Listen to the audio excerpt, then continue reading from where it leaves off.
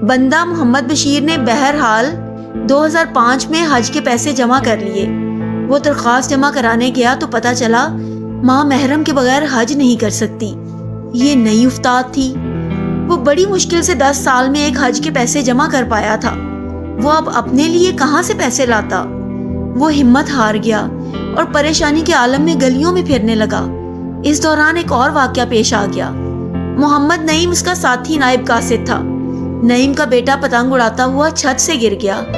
بچہ شدید زخمی تھا۔ نعیم کو آپریشن کے لیے 2 لاکھ روپے چاہیے تھے۔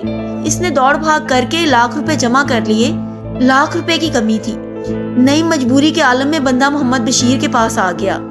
محمد بشیر عجیب مخمصے کا شکار ہو گیا۔ وہ حج کی دوسری درخواست کے لیے خود قرض تلاش کر رہا تھا، جبکہ محمد نعیم اس سے ماں کی درخواست کے پیسے بھی مانگ رہا تھا۔